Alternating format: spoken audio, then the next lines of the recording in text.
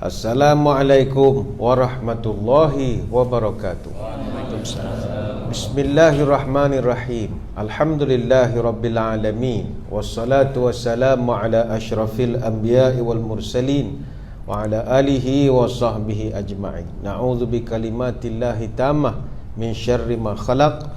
Bismillahilladzi la yadurru ma'asmihi syai' fil ardi wala fis sama' wa huwas samiul alim. Terima kasih sahabat saya Fadil Tuan Haji Zakaria Osman selaku rakan bicara wara pada malam ini. Seterusnya para pegawai ahli jawatan kuasa, Surah Putra Al-Amin, tuan-tuan guru, para alim ulama, para habaib, muslimin muslimat, hadirin hadirat, tuan-tuan puan-puan, para penonton sama ada di tanah air maupun di luar negara, mudah-mudahan berbahagia sekalian. Syukur kehadirat ilahi dapat ceramah secara fizikal kembali setelah sekian lama kita tidak bertemu. Secara peribadi, kali terakhir saya sampai ke surau ini 1014 hari yang lalu. Tepatnya hari Sabtu 17 Oktober tahun 2017 BC. BC ini before COVID kita panggil, ya. Maknanya sudah 2 tahun 9 bulan 10 hari. Dan saya percaya tuan-tuan minta ingat dah pasal ceramah kan ketika itu. Dia cerita tentang ada apa dengan Muharram. Malam ini kita berada dalam suasana bencana non-alam yang berskala international. Bukan sekadar berlaku di Asia Tenggara ataupun di negara kita, berskala international. Dan tanpa disedari di negara kita, kita telah pun genap hari ini 121 hari, ataupun tepatnya 3 bulan 29 hari kita berada dalam tempoh yang dipanggil kordon saniter ataupun perintah kawalan pergerakan. Kita berada pada hari yang ke-37 pelaksanaan perintah kawalan pergerakan pemulihan ataupun Recovery Movement Control Order yang telah bermula pada 10 Jun dan insya-Allah tamat pada 31 Ogos nanti. Totalnya 82 hari. Dan kita baru hari ke-37, lagi 45 hari lagi nak berhadapan dengan suasana sebegini. Dan alhamdulillah selepas 3 bulan 29 hari pelaksanaan PKP ini bermula daripada fasa pertama sampailah fasa keempat, disusuli dengan PKPB, seterusnya PKPP. Kita dapat melihat jumlah atau trend jumlah aktif kes-kes COVID-19 ini semakin menurun. Dan dia adalah hasil daripada pencapaian, hasil daripada sumbangan semua kita, iaitu kepatuhan orang ramai kepada SOP yang telah pun ditetapkan di bawah pelaksanaan PKP dan PKPB ini. Dan wajarlah kepatuhan ini dapat sama-sama kita kekalkan. Bila berlaku pandemik ini, begitu ramai yang tampil memberikan pendapat. Dan kadang-kadang pendapat yang diberikan itu agak melukakan pun ada, khususnya bagi kita yang diamanahkan menjaga masjid dan surau. Begitu payah menutur kata yang indah-indah dalam suasana kita berhadapan dengan pandemik ini. Bila tanya, kenapa COVID ni? Oh, ini semua kerja Amerika semua ni. Ini semua Amerika jahat katanya. Itu satu pandangan. Dia kata, oh ini semua Bill Gates. Ni Bill Gates punya pekerjaan. Dia nak kawal sistem kesihatan global. Diciptalah penyakit macam-macam. Yalah, kita dengar sajalah. Ada kata ini semua gara-gara China. China jahat katanya. Asalnya dia buat kuman ni dekat dengan satu makmal dekat dengan Wuhan, bukannya dekat seafood market yang dia kata makan macam-macam binatang itu. Jadi itu dia panggil Wuhan flu. Macam-macam teori lah. Kita kalau rajin melayari internet ini, begitu banyak. Kalau kami di Masjid Surau ni yang terpaksa mempertahankan prosedur-prosedur yang telah ditetapkan, memang kena hentam siang malam. Hentam siang malam. Oh, kata ini konspirasi, ini semua Dajjal. Macam mana ustaz-ustaz ni boleh ikut sangat Dajjal? Ini semua Yahudi, Ya'juj Ma'juj, Illuminati, Freemason, WHO, IMF, Benedictine Order, Secret Society yang nak menjahanamkan Islam. Dibawalah buku-buku macam-macam. Ada yang kata, oh ini COVID ni semua pandemic marketing, massive hoax, sekadar untuk nak melakukan barang-barang pharmaceutical, misalnya hand sanitizer, temperature scanner, face mask, benda-benda macam itulah. ada yang rasional. Dia kata, oh ini pandemik ini berlaku bermusim. Setiap 100 tahun akan ada satu pandemik. 1720 The Great Plague of Marseille pernah berlaku. Ada 100,000 mati ketika itu. 100 tahun kemudian tahun 1820 berlaku kolera. 100,000 orang mati ketika itu di Asia. Tahun 1920 berlaku Spanish flu. Ada 100 juta orang mati. Tahun 2020 COVID-19. Dan setakat hari ini ada 577,954 orang dah mati and counting. Counting dalam masa 2 tahun. Lalu bagaimanakah kita sebagai Muslim? Bagus khutbah yang disampaikan tengah hari tadi di Putrajaya, di Surau. Saya tak tahulah baca teks ke tidak. Jawi punya. Baca teks tengah hari tadi tak? Adalah teks. Cerita tentang, kalau di Masjid Sultan Mizan, dia bercerita tentang musibah ini adalah sebahagian daripada teguran Allah kepada kita. Ada munasabahnya. Sebab seperti yang kita semua maklum, apa juga musibah itu ada sebab-sebab dan petanda-petandanya. Salah satunya petanda kiamat. Apa tanda burung perpat dalam semak kaki tersula. Apa tanda kiamat dekat? Bumi bergolak mengirim bencana. Salah satu bencananya ini, kata orang yang buat kajian, bencana ada 3 bentuk. Satu, bencana kegagalan teknologi. Sama ada bentuknya dalam bentuk pesawat terempas, pesawat terbang tak jumpa jalan balik. Itu contohlah. Kereta api tergelincir ataupun kapal karam, itu bencana. Ada bencana yang dalam bentuk sosial politik, konflik, rusuhan, peperangan. Dan ada bencana dalam bentuk geologis, klimatologis, gempa bumi, taufan, banjir, tsunami, pandemik dan macam-macam lagi. Sebab itu tidak semestinya sesuatu bencana itu berlaku kerana bala. Itu juga ada satu perspektif. Sebab kadang-kadang ada ustaz yang garang-garang, bila kita tanya, ustaz kenapa ni COVID? Ni bala. Mengapa kata ini semua musibah bala? Semua bala. Tak mesti juga. Sebab ada masanya musibah yang Tuhan turunkan itu juga adalah untuk menjadikan ladang amal kepada kita. Alhamdulillah, kita bersyukur banyak kebaikan yang kita dapat juga daripada pandemik ini. Itu tak dapat dinafikan. Bagai contoh, tuan-tuan yang selama ini memang penakut nak jadi tok imam, oh sekarang ni tak ada masalah dah, tolak depan, laju ya. Dulu takut tu, sujud lama, ingatkan mana lama, rupa lari lah masa sujud. Panik jadi imam. Habis dah 3 bulan jadi imam di rumah. Panik jugalah, walaupun di rumah baru tahu langit tinggi rendah, susah jadi imam rupanya. Ada hikmah. Dan kita tak dapat nafikan kita merindui saat-saat itu juga. Bonding bersama keluarga, duduk, barulah tahu anak kita ni pandai lukis ke, dia suka. Baru tahu, tak perasan selama ni. Baru tahu bibik kita benda buat di rumah, baru kucing kita macam mana rupanya.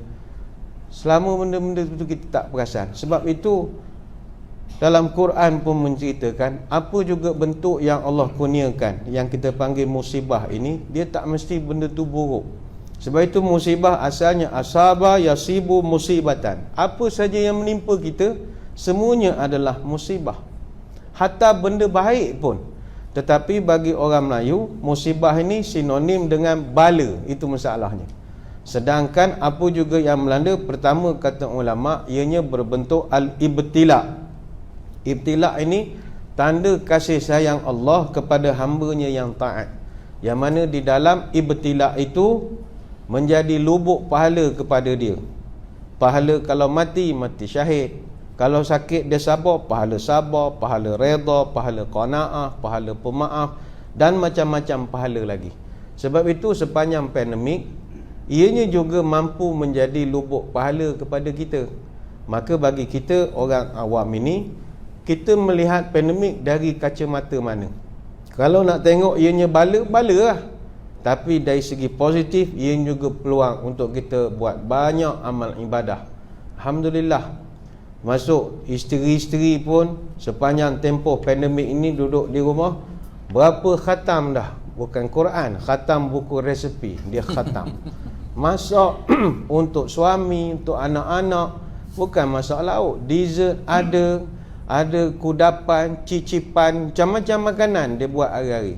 Yang tukang beli suami lah, kesian tu ya. Suami tak kenal daun sup dengan daun kesum, dia lantak aja. Tak kenal, benda tak pernah beli. Sejak PKP ni kenal dah daun. Bagus, ada hikmahnya. Kenal dah daun-daun ni, dia tahu makan je selama ni. Sebab itu sakit misalnya. Ada di kalangan kita Allah uji kena sakit. Hari ni pun dah keluar beberapa berita, laporan daripada Kementerian Kesihatan, adalah beberapa kluster baru yang muncul. Kluster kapal laut, ada banyaknya orang pada luar. Sebab itu selamat tinggal Covid, kami di Pahang je boleh guna ayat tu. Sebab kita orang hari Isnin baru ni dah pun mengisytiharkan tidak ada kes di negeri Pahang, kerana kita orang dah 28 hari tidak ada kes baru. Jadi mengikut standard WHO dah boleh isytihar. Tapi tak isytihar umum sangat, orang kita belum lagi disiplin tu belum sangat lagi lah. Panjang pula cerita, kalau tak ada kamera boleh cerita banyak cerita.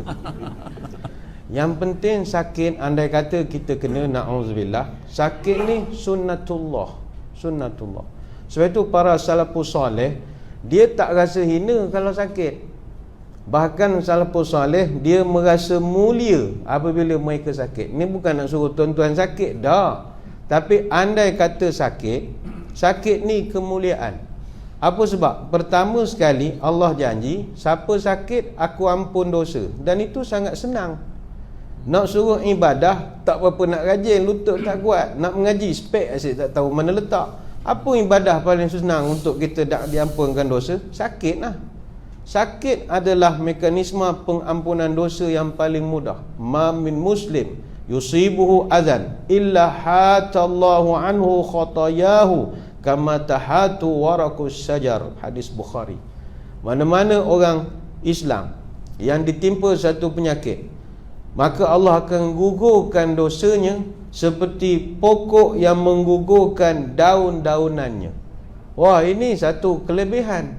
Maka kita tidak melihat masalah seperti penyakit, musibah, pandemik adalah masalah, ianya peluang juga untuk mengangkat martabat. Ini satu perspektif. Dan bila orang itu dosanya gugur, secara automatik doa dia mustajab. Orang tak ada dosa berdoa memang mustajab. Sebab itu doa orang yang sakit memang mustajab. Iza dakhalta ala maridin famurhu ayyad'u laka fa inna du'aahu ka du'ail malaikah. Hadis Ibnu Majah. Kamu kalau pergi ziarah orang sakit, minta orang sakit tu berdoa untuk kamu. Kerana doa orang yang sakit ka du'ail malaikah, sama taraf dengan doa malaikat. Biasa kita pergi hospital, doa ke orang. Lepas ni tuan-tuan buat terbalik pula. Pergi hospital, suruh pesakit tu doakan tuan-tuan pula. Pakcik tolonglah doakan saya. Yang boleh doa lah, kalau dah sumbat dengan paip benda-benda solah, suruh kita lah doakan dia. Jadi jangan takut sakit lah. Kalau sakit, ujian Allah, itu doa mustajab.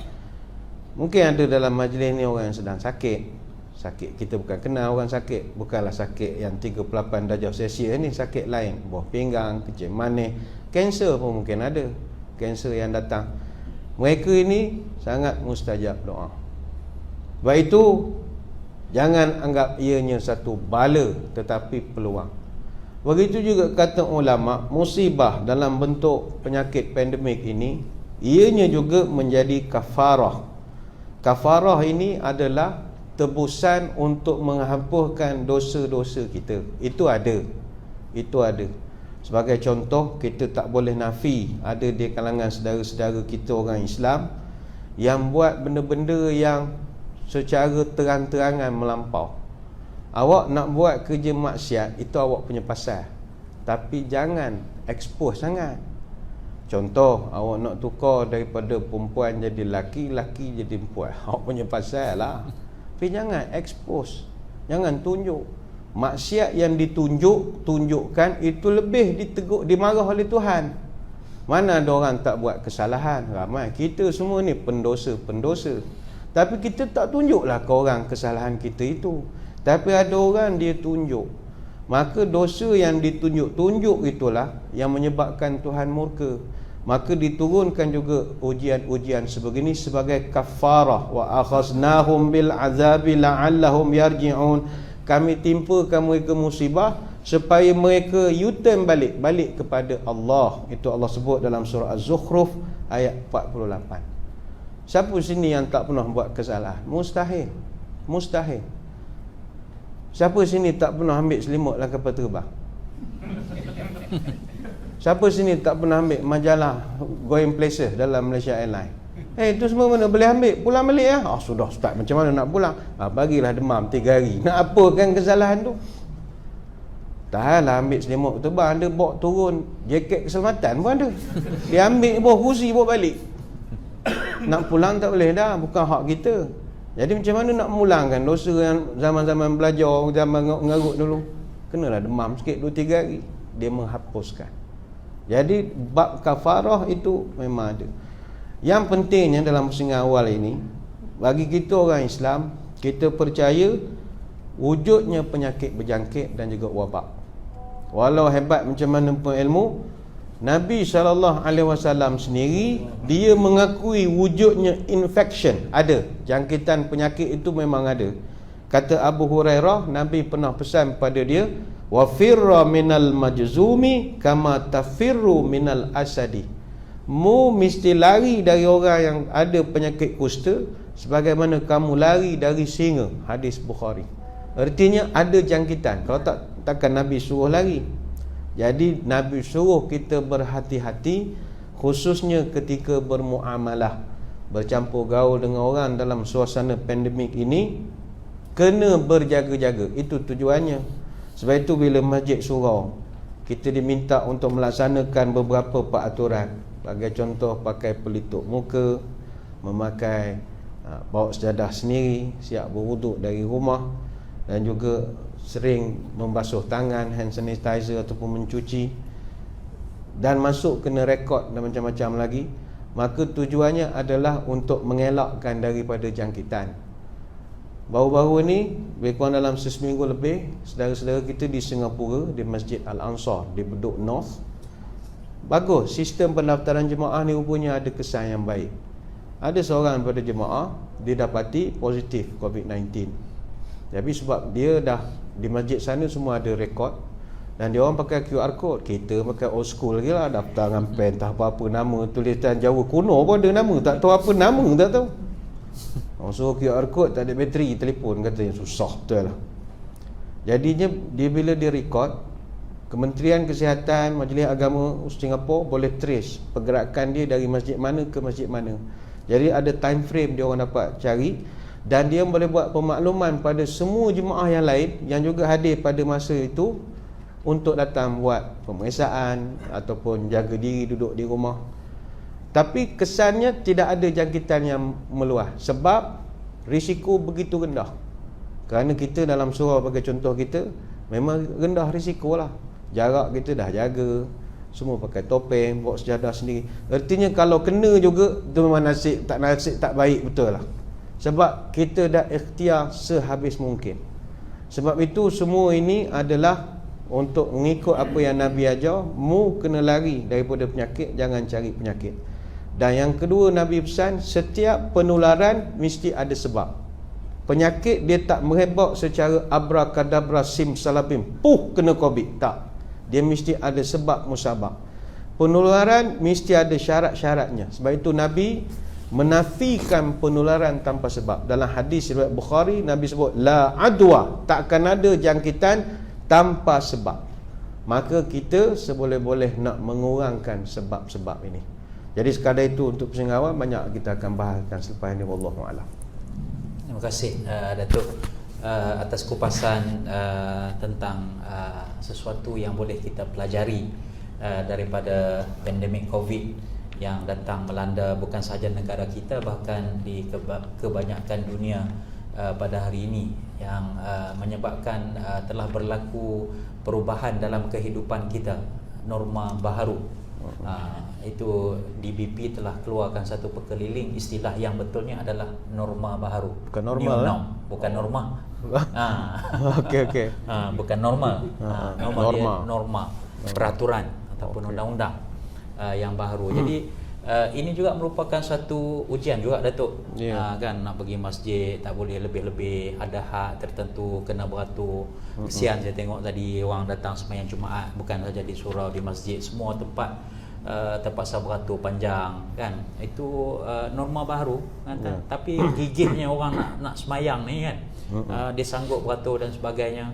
Nak mari dengar kuliah Datuk, terpaksa ada hadnya juga. Ada yang boleh masuk, ada yang tak boleh masuk, pasal tak boleh duduk rapat-rapat, kan. Jadi ada juga yang macam-macam lah.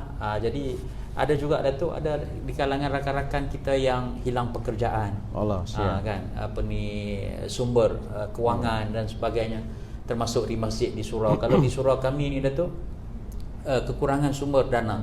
Kalau dulu kita kutipan Jumaat 6,000, 7,000 satu minggu. Sekarang ni separuh lah. Jadi program kita buat juga.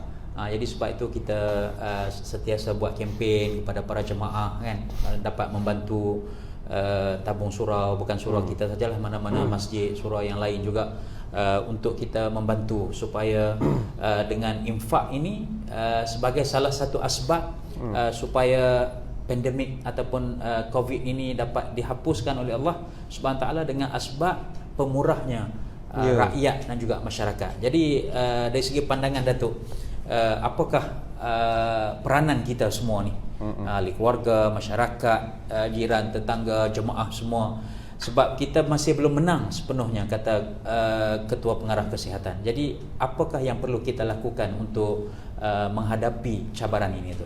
Baik, terima kasih. Apa yang dihadapi oleh surau-surau dan masjid-masjid ini adalah fenomena yang mengglobal. Semua tempat menghadapi masalah yang sama. Kalau di surau Putra Al-Amin menghadapi masalah dana yang semakin kurang dan sebagainya lagi, sama juga kami di Masjid Negeri Sultan Ahmad I juga menghadapi benda yang sama. Tapi jauh daripada itu, kita risau dana kurang, tapi kita lebih risau jemaah kurang. Itu memang menurun 20%. Sebab semua orang dah sedap sembahyang di rumah. Sedap sembahyang di rumah, tak payah bertopeng, tak payah apa. Habis sembahyang rapat-rapat, pahala sah pun dapat pahala. Jadi orang dah jadi new normal, betul lah. Sembahyang di rumah lagi sedap, kata dia. Jadi satu kerja pula kita nak ngempen orang datang masjid. Dulu engkau tak bagi orang datang ni, nak suruh orang datang pula. Yang ini menjadi satu dilema pada pihak pengurusan masjid. Nak ramaikan balik orang sembahyang di masjid, sebab kita sekarang persaingan kita kuat. Kita bersaing dengan shopping kompleks, kita bersaing dengan pusat karaoke keluarga yang baru dibenarkan dibuka, kita bersaing dengan taman tema air yang baru saja dibenarkan beroperasi. Di saat mereka boleh benarkan budak-budak, keluarga, kita masih lagi berkerah-kerah lagi dengan budak-budak, menjadikan banyak kekangan. Dan ni kita harap pada orang yang buat polisi ni ada jiwa agama jugalah dalam bab ini. Dan ni kita tak campur sangatlah, kita buat apa yang kita diminta untuk lakukan. Yang penting cabaran memang kuat. Saya ingat lagi Masjid Negeri Sultan Ahmad I, kita punya jemaah subuh tidak ramai sebab kita masjid tengah bandar, kita tak ada entiti perumahan di sekeliling kita. Lebih kurang masjid besi, masjid Raja Haji Fisabilillah gitulah, tak ada orang. Jadi datang subuh, ni cerita BC lah, before COVID, 70 orang, 80 orang. Tapi bila main dengan PKPB apa semua, separuh tinggal. Ada hari 12 orang, ada hari 13 orang. Sampai kita buat insentif, dia panggil ganjaran Subuh Warrior. Subuh Warrior ni, masa tu zaman booking nak pergi sembahyang Jumaat. You datang subuh, automatik you datang Jumaat. Siap bagi special pass. Tak ramai juga. Ingat nak buat cabutan bertuah lah lepas ni. Mana habis sembahyang, selok sejadah. Bawah tu ada nombor, pergi ambil hadiah, kambing sekor ke. Tak, nak menggalakkan orang balik bukannya senang. Lepas itu, kepada tuan-tuan puan-puan, datanglah masjid. Ni penangan online ni pun masalah juga. Kadang Tengok nak online kata menyesal tak menyesal jugalah, tapi jadi kau orang malas datang tengok ceramah sekarang ni. Memang sedap ceramah online. Oh, pakai slow track je. Dah petam kebun, malas pakai seluar sama je, tutup baju Melayu, pom-pom ceramah. Memang sedap. Kesannya kita nak tarik orang ni kurang. Main live ni susah juga. Lepas tu kutipan dana lah. Tapi kutipan dana ni Ustaz Zakaria, kadang tak boleh salahkan jemaah. Dia orang pun senak juga. Memang tengah sesak sekarang ni. Kalau kita tengok apa yang dilaporkan ya, cabaran sekarang memang hebat. Bank Dunia telah pun mengumumkan kemelesetan ekonomi tahap global. Kita dah masuk fasa recession. Recession ni ekonomi meleset sekarang ini. Semua perniagaan, entiti-entiti bisnes seluruh dunia tutup sementara operasi. Apa sebab? Sebab tak ada permintaan. Sebab itu apabila dalam konteks negara kita, dasar work from home, bekerja dari rumah, kita takut dia dah tukar jadi bukan work from home lagi, dah jadi no work, stay at home je. Dah kerja dah tak ada dah. Maknanya dah jadi jobless. Sekarang ni begitu ramai selepas pada PKP ni jadi golongan buat perabot kursi meja, kepala serabut, tak ada kerja, duduk saja. Duduk saja, tak ada kerja. Bisnes pun la yahya wala yamut. Nang buti nang kui buti kui ya. Nak kata hidup, tak hidup, mati pun tak mati. Berapa banyak operasi syarikat terpaksa ditutup, tak ada permintaan.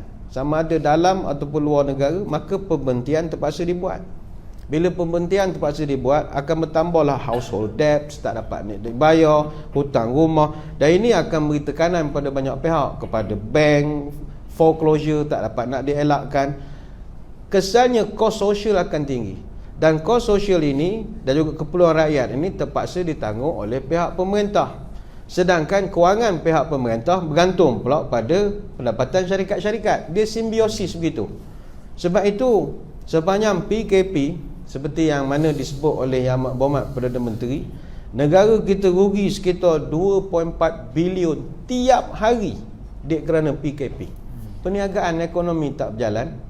Setakat masa diisytiharkan PKPB ketika itu, Perdana Menteri sebut jumlah kerugian masa itu dah cecah 63 bilion.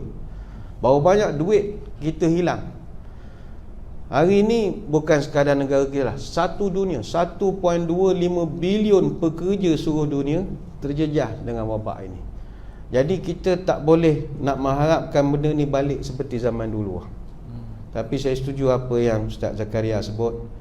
Yalah, susah memanglah susah, tapi ada masa kesusahan itu boleh Allah bantu dengan kita membantu dalam keadaan kita pun susah juga. Sebagai contoh, tuan-tuan mungkin tak ada duit nak beri, tak banyak nak sumbang macam dulu, tapi kalau dapat sedekah face mask pun tahan dah. Bagilah sekotak face mask, beli Shopee baru RM13, 50 keping. Tak tahulah benda rupa RM13. Mana berapa sen ni sekeping. Agaknya buka lighter boleh tiup, gitu agak. Memang tak ada filter langsung, agaknya lah. Tapi sedekahlah letak sekotak. Buat kadang siang ada jemaah datang nak semayang, security garang, garang security. Topeng tak ada orang kereta, dia ambil. Dia nak pergi tandas je. Macam dia nak cium mangkuk tandas tu, bukannya nak cium lantai. Street tak apa, bagus. Dia pun pergi. Tak ada, cari-cari tak ada. Balik dah lah, parking susah, sampai-sampai tak boleh masuk. Tapi cuba sedekah sekotak. Pesan pada security, ni saya sedekah, siapa datang you kasih. Berapa banyak pahala dapat. Ini tak perlu pakai duit sangat.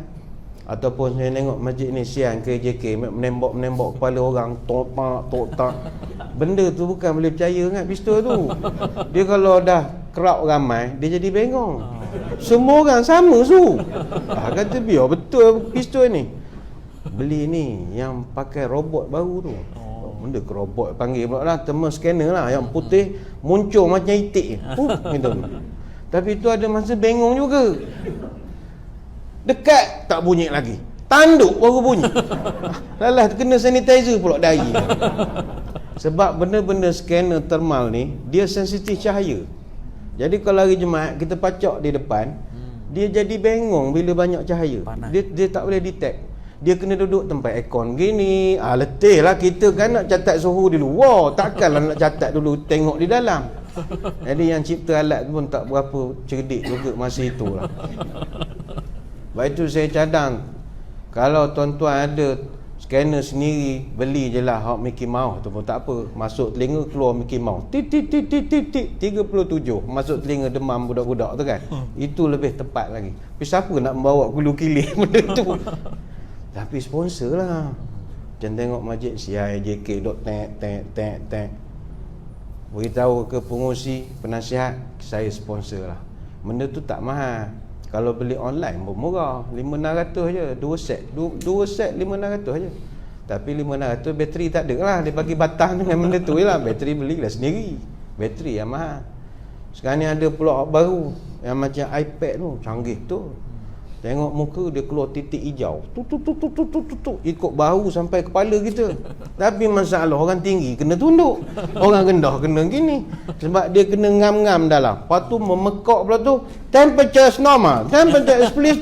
Kita nak semayang, temperature prom. Dia amoy cakap letih. Itu cerdik sikit. Tapi mahal sebab dia pakai wifi. Satu kerja pula nak pakai wifi. Kita pasang wifi, jemaah kongsi nyentang download Netflix. Letih lah kita. Dah benda tu jadi bodoh. Tak boleh nak detect kita punya suhu. Ini yang kami sebut cabaran. Tapi kalau dapat kita sama-sama santuni, ingatlah, sedekah ini dia boleh mengurangkan sakit. Da'u mardakum bis sadaqah. Nabi pesan, sembuhkanlah penyakit kamu dengan banyakkan bersedekah. Kami di Masjid Negeri Sultan Ahmad 1 baru minggu lepas 2 orang jemaah datang sponsor 4 mesin scanner. Bagi mesin suhu tu, dia kata ini saya sedekah bagi pihak orang tua saya, dah meninggal, dia kata. Jadi saya doa mudah-mudahan setiap kali jemaah tengok suhu, niat nak semayang, pahala tu mengalir lah ke orang tua saya. Saya kata cerdik orang ni, mana dia niat sedekah untuk orang tua dia. Dia pun tak ada duit juga, tapi dia mengenangkan orang tua dia yang duduk di satu alam lain, alam barzah, nak membantu mereka. Jadi ini peluang tuan-tuan untuk sama bantu. Kalau ada yang rezeki lebih sikit, mungkin bantu untuk sanitasi masjid surau. Sekarang ni orang panggil pakai hak Dettol sembuh, macam orang racun kebun tu. Rupanya sekarang ni ada canggih lagi, pakai lampu biru je. Robot. Dia tembak macam mana tak lampu. Ingat nak try je buat sendiri. Beli kat mesti DIY tu lampu Kalimantan tu, balut jangan kertas biru. Tak boleh. Dia ada kaedah, sensor dia. Dan bukannya murah, beribu-ribu. Tapi ada di Putrajaya ni, alhamdulillah, saya dipahamkan orang-orang yang ada jiwa agama, dia sponsor je. Tapi syarat kena tutup lampu semua. Bila benda tu bergerak, dia trace macam cerita CSI tu lah, tengok tumpuk darah apa semua, dia bersihkan COVID tu. Kalau tuan-tuan ada rezeki lebih, sponsor lah sikit. Benda-benda macam ni boleh meringankan beban pihak-pihak masjid dan surau. Walaupun tidak ada dana misalnya, tetapi untuk kita nak menyantuni jemaah itu dah rasa ringan sikit. Sebab kos untuk buat benda-benda ni tuan-tuan tinggi. Stiker-stiker ni ingat peri je. Adalah yang Cak Ayam ada stiker-stiker tu yang cetak sendiri apa semua. Tapi tetap ink printer tu pun bayar juga. Bukan senang buat pangkau X tu, berapa dakwah hitam pakai tu. Pangkau X tu. Tali yang warning tape dan macam-macam lagi. Saya ingat satu-satu masjid ni kalau dia kira balik berapa dia buat stiker, penjarakan apa semua ni, ada 10,000 kalau kira balik kos yang digunakan. Tapi tak perasan, nak beli sikit. Itu yang jadi sengit je Nazif berjalan gini, duit tak pun nak ada. Campur ceramah pun kita je langgar had ni, patutnya berhenti dah ni. Insya berhenti lah. Dia boleh lama karaoke boleh lama. Dia ceramah tak boleh sekarang ni. Jadinya tuan-tuan sekalian, senang cerita, jom kita bantulah. Sebab masjid surau memang memerlukan sumbangan jemaah untuk dia berjalan. Sebab dia tak ada bantuan kerjaan, adalah dapat geran-geran tertentu, tapi untuk nak jalankan aktiviti dia memerlukan bantuan. Ni pun saya tengok surau ni boleh lagi golek kan, tabung, alhamdulillah. Boleh. Setengah masjid tak boleh golek langsung. Tak bagi. Golek boleh, kena letak hand sanitizer pula lekat pada tabung tu. Golek kan apa? Habis berlemih habis benda tabung tu. Orang takut dengan kuman. Kadar itulah saya kira kita bantulah surau dan masjid yang ada di sekeliling kita. Wallahualam.